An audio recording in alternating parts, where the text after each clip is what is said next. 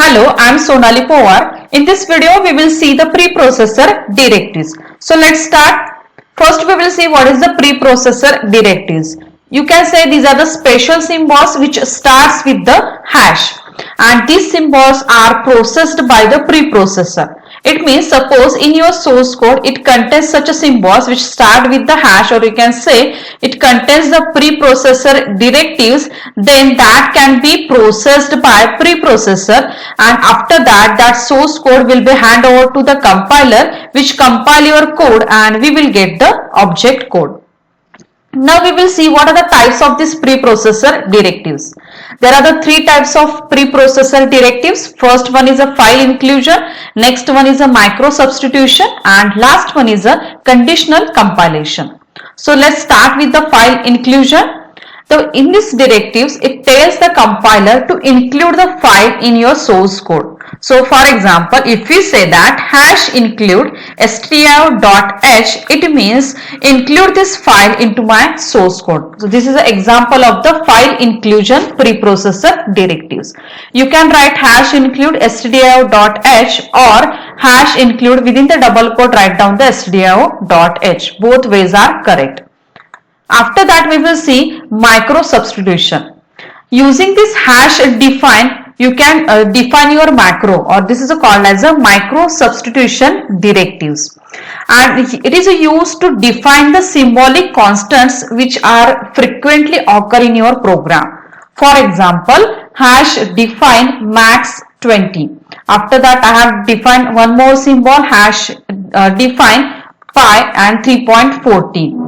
And also I have defined one more you can say micro substitution, that's a hash define. Then I have written well, and it will be replaced by the welcome to C language. See, this micro substitution work like a find and replace. It find this word into your program and it replace that word with this you can say statement which are written after it. Means it replace this max symbol with the 20. After that, it found that well symbol in your program, it replaced that symbol with the welcome to C language, and they are written it in the double quote. So I will show you programmatically how this micro substitution work. See, I have written one program here, and suppose I want to define one macro here. I will say that hash define. After that, write down the symbol. Suppose I set that max, and here I set 20. And after that, suppose I declared one variable here int a, and I said that a is equal to max. So what will happen? First it says int a, and after that I have written the max. So first we will check whether there is a symbol which is defined. So it is a defined, so it will just replace this max word with the 20. So indirectly I will say that a is equal to 20, and after that suppose I have written the one printf statement, printf and %d, and after that I said that a. So it will print the 20 onto the screen. No errors, just execute the program. It shows the 20 as output. Now next, suppose I just define one more thing, hash define. Suppose I said that well, and in the double quote I will write the welcome to C. Don't write the semicolon after this macro, and here I will say that printf. Printf, you have to just write down well here. So when it found this well symbol, it just replace it with this line. Means in the double quote I have written the welcome to C. So let's compile this program. No errors, and let's execute the program. You are able to see this is the output. So it work like a find that replace. It just find that word, and after that it just replace it with this string. Now next thing is, within the macro you can pass the argument also. Means macros with arguments are also possible. What it means, it work like a function. Means how we pass the parameters to the function, same way I am able to pass the parameters to the macros also. So how can I pass these parameters? So you have to write down hash define sqr. This is the name of my macro, and within this bracket I have written the x. It means this macro sqr is the name of my macro, and I am passing the one parameter to this macro. In the second example, max is the name of your macro, and I am passing the two parameters to this macro function. So I will programmatically I will show you that thing. But remember, we can pass the argument to the macro also, and indirectly I will say that it works like a function. I will just erase this code.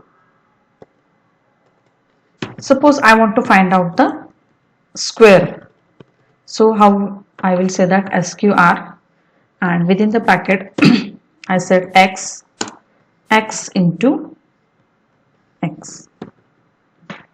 And here I will just call that printf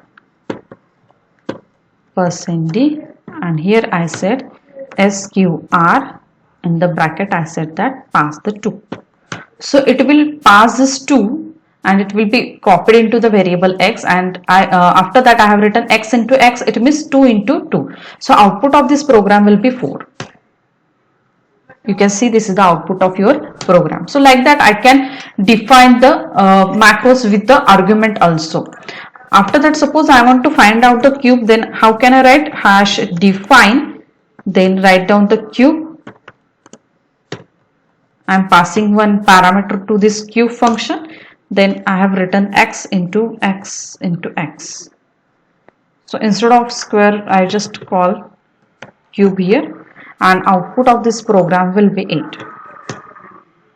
You can see this is the output of my program.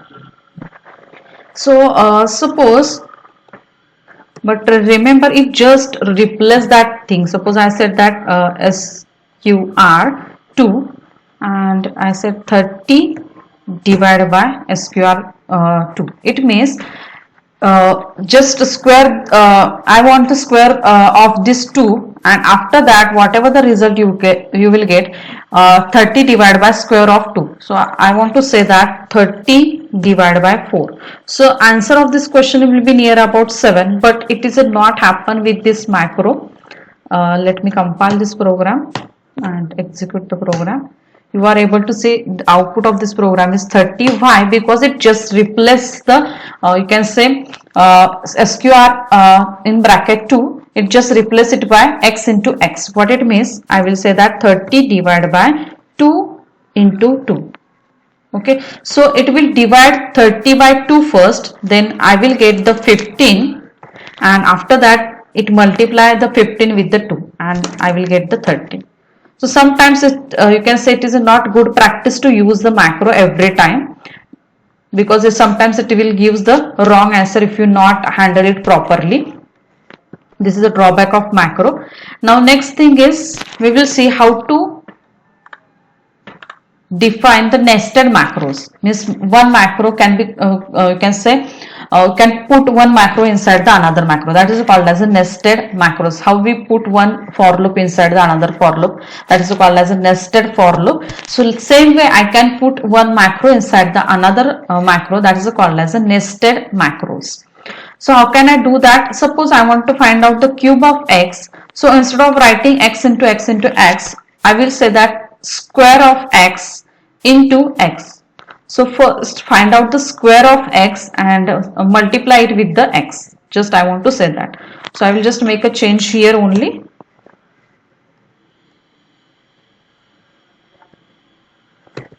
Here I will say that sqr, write down in bracket x. So here, here sqr of x is replaced with the x into x, and after that I am just written multiply it with the x. It means I am just finding the cube of x and just call that function, or you can call that macro. I will say that cube, and in the bracket I will write the 2. Let me compile and just execute your program, and you are able to see the output. So the nested macro is also possible in the C. Now I said that argumented macros or macros with the argument parameters can be work like a function. Then what is the difference between this macro and function? I will tell you about that difference between function and macros. See, macros, you can say it's a small code, it do not contain so many lines, but in the function it contains the several lines. This is the first difference. Second one is a macro is pre-processed by the processor, but here function is compiled by the compiler. This is the second difference between the macro and function. Now third difference is it expanded in the code, so it increases the program size. What it means, it just work as a find and replace. So it will just find the cube of x word, and after that it replace with this sqrx into x, and after that again it will replace x into x like that. And suppose I have written the well, I have used the well word here, and it will just replace it with the welcome to C. So it work like a find and replace. So it expand the code, or you can say it increase the size of your program, but it is not in case of the function. When you call the function, that time your control of program will be jumped to that function, and after execution it again return back to the function, which means suppose from the main I am just calling one function, then fun function, then it control will goes to the fun function, and after completion of this fun function, control again come back to the main function. So this is the next difference between macros and function. Next is a macro execution is faster than function, and function execution is slower than macros, because here it you can say increase the size means it expand the code at that location, so you do not have to move the control from one location to the another location, but it is not in case of the function, so it is a slower than macros. So this is all about the macros and preprocessor directives. In the next video I will tell you about the last type, that's a conditional compilation. And thank you for watching my video.